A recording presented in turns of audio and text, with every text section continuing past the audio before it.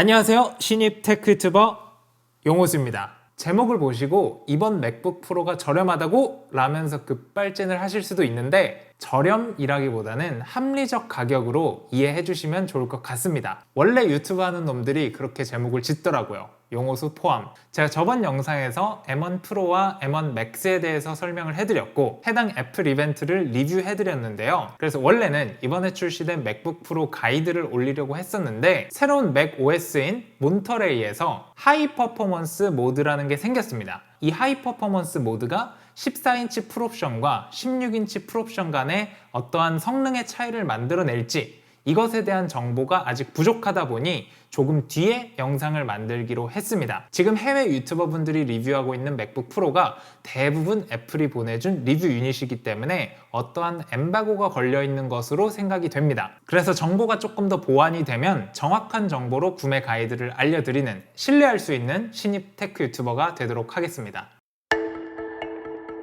오늘은 왜 성능에 비해 저렴한 가격으로 이번 맥북 프로가 출시가 되었는지 알아보도록 하겠습니다. 해외 애플 전문 유튜버인 스네치랩스는 이번 M1 프로와 M1 맥스의 스펙을 출시 이전에 거의 정확하게 예측을 하였는데요. 이 유튜버에 따르면 이후에 출시될 애플 실리콘은 칩 자체의 성능 개선과 더불어서 칩을 2개, 4개, 6개, 8개씩으로 병렬로 연결하여 획기적인 성능 향상을 할 것으로 예상을 하였습니다. 사실 저는 이런 루머성 정보에는 관심이 없는데요. 그래도 이번 내용은 신빙성이 꽤나 있다고 생각을 해서 가져오게 되었습니다. 루머는 열심히 다루면서 막상 그 루머에 해당하는 내용이 공개되면 그건 또 대충 다루는 그런 유튜버가 되지 않기 위해서 여튼 이러한 병렬 구조로 칩을 제작하게 되면 생산 단가가 기하급수적으로 늘어갑니다. 예를 들어서 M1 맥스 같은 칩 하나를 정상적으로 만들 확률을 80%라고 하면은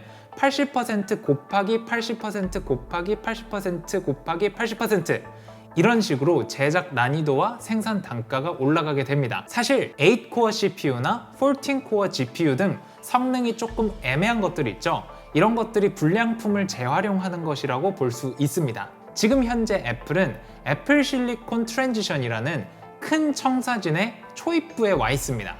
그렇기 때문에 제가 팀 쿡이라도 가격을 엄청나게 올려서 받을 것 같진 않아요. 충성 고객을 만드는 기간이기 때문에 합리적 가격으로 설정할 수밖에 없었을 것 같습니다. 또한 그동안 인텔 맥에 실망을 해서 리눅스나 윈도우 쪽으로 이탈해버린 프로들을 다시 데려와야 하는 기간이기 때문에 가격을 당연히 낮게 설정한 것으로 해석이 됩니다. 이번 맥북 프로는 성능 측면에서 프로 디스플레이 XDR과 맥 프로를 하나의 디바이스로 섞어 놓은 듯한 성능을 가지고 있습니다. 그런데 프로 디스플레이 XDR과 전용 스탠드를 구입하게 되면 이번 맥북 프로 풀옵션에 해당하는 가격이 됩니다. 프로 디스플레이 XDR이 650만원부터 시작이고 베사 마운트가 25만원, 전용 스탠드가 125만원입니다. 그리고 맥 프로의 바퀴가 88만원이죠. 지금 이 가격을 듣고 느껴지는 감정 있죠? 이 감정을 앞으로 2-3년 뒤에 프로 애플 실리콘이 탑재된 프로 디바이스들에서 느끼실 수 있을 것입니다. 지금은 애플 실리콘으로 사람들을 유입시키기 위한 체험판 할인 기간입니다. 만약 이번 프로 M1 라인업의 판매가 부진하게 된다면 이 기간이 늘어나겠지만 시장 상황을 보니까 그렇지는 않을 것 같습니다. 지금 미국 애플 공식 홈페이지에서 14인치 맥북 프로를 CTO로 풀옵션으로 주문을 하게 되면 약 2달간의 기간이 걸리게 됩니다. 그만큼 주문이 많이 밀려있고 많은 사람들이 구매하고자 한다는 이야기겠죠. 애플은 지난해 R&D 비용으로만 약 22조 900억 원을 사용했습니다. 2020년 우리나라 국가 연구개발 예산인 27조 4천억 원에 조금 못 미치는 수치입니다. 우리나라는 GDP 대비 R&D 비용이 세계에서 가장 높은 나라인데요. 그 점을 감안하면 애플이 얼마나 R&D 비용에 공격적으로 투자를 했는지 알 수 있으실 겁니다. 그런데 애플보다 R&D 예산이 많은데 우리나라는 왜 두둥탁 애플이 지금껏 애플 실리콘을 개발하기 위해서 쏟아부은 돈, 그리고 앞으로 생산될 프로 애플 실리콘의 제조 원가, 이런 것들을 고려할 때 가격 인상은 불가피해 보입니다. 그리고 당분간 애플은 독점적인 위치를 차지할 것으로 생각이 됩니다. 왜냐면 경쟁 상대가 없거든요. 애플의 2019년 에어팟 단일 품목의 매출이 어도비 시스템즈 전체의 매출보다 많습니다. 애플의 2020년도 매출도 어마어마한데요. 미국의 회계 기준이 우리나라하고 달라서 2020년 하반기와 2021년 상반기를 2020년 매출이라고 한다는 점 언급을 드리면서 매출액을 말씀드리자면 323조 1,529억입니다. 2020년 핀란드 GDP보다 많고요.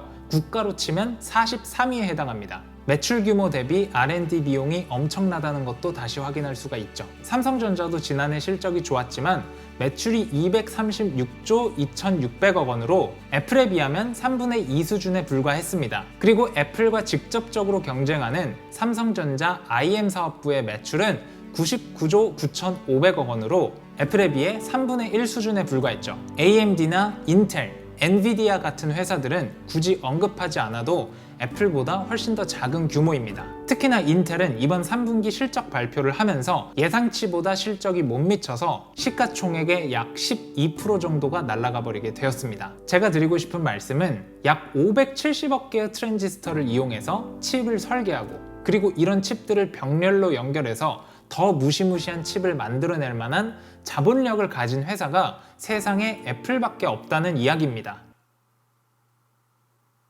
하나 더 있군요. 바로 구글입니다. 제 생각에 앞으로의 애플의 적수는 삼성이 아니라 구글이 될 것 같습니다. 삼성은 현재 내부적으로는 노조 문제와 상속세, 그리고 외부적으로는 TSMC의 성장과 애플의 혁신, 이런 것들 때문에 내후 외환에 처해 있는데요. 두둥탁. 이런 삼성보다는 훨씬 더 좋은 사업 모델과 훨씬 더 적은 리스크를 가지고 있는 구글이 앞으로의 애플의 라이벌이 될 것으로 생각이 됩니다. 실제로 구글의 행보를 보면 애플이 되고 싶다, 우리 파이 좀 나눠 갖자 라는 야욕을 요즘 보여주고 있는데요. 구글은 이번에 출시한 픽셀 프로 6에서 자체 개발한 AP칩을 집어넣었습니다.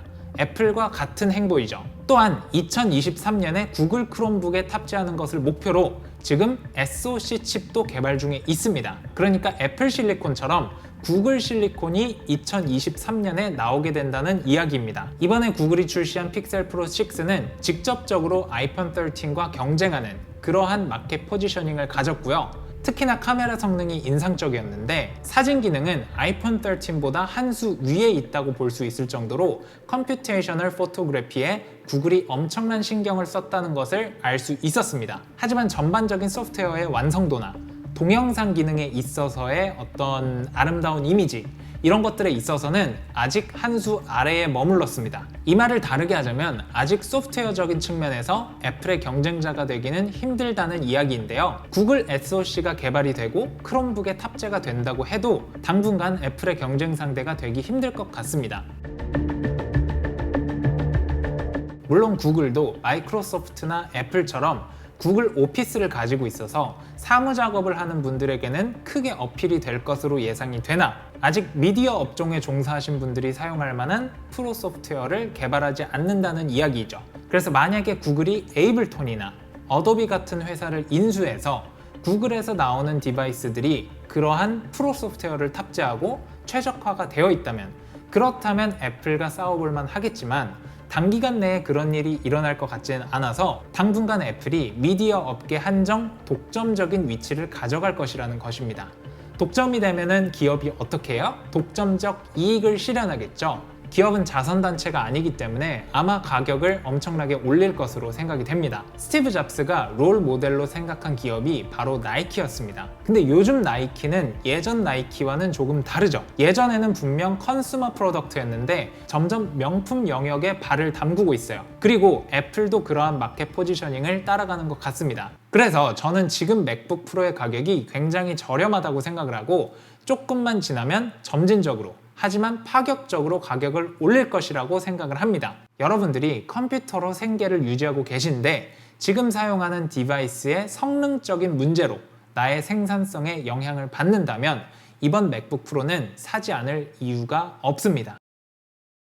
카페를 운영하는 자영업자에게 수천만 원짜리 커피 머신이 사치가 아니듯 포크레인 운전을 통해서 생계를 해결하는 포크레인 작업자가 수억 원 하는 포크레인을 사는 것이 허세나 사치가 아니듯 미디어 업종에서 컴퓨터로 생계를 해결하는 사람들에게 있어서 맥북 프로는 허세나 사치가 아닙니다. 그래서 이번에 맥북 프로를 구매하시는 분들에게 앱 등이라는 그 밈의 연장선상에서 그런 분들을 평가하는 일이 적어졌으면 좋겠습니다. 용호수 포함. 두둥탁.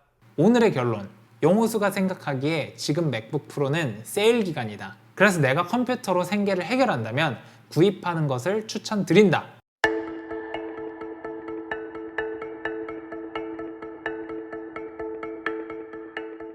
오늘은 왜 이번 맥북 프로의 가격이 합리적인지에 대해서 이야기를 해봤고요. 제 의견을 그냥 말씀드린 것이기 때문에 제 의견도 하나의 정보로서 여러분들이 참고하셔서 합리적인 소비 생활 하실 수 있었으면 좋겠습니다. 지금까지 신입 테크 유튜버 용호수였습니다. 다음 영상에서 찾아뵙도록 하겠습니다.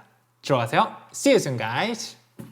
제가 신입 테크 유튜버라고 하는 게 지금 장난으로 그러는 것 같아요?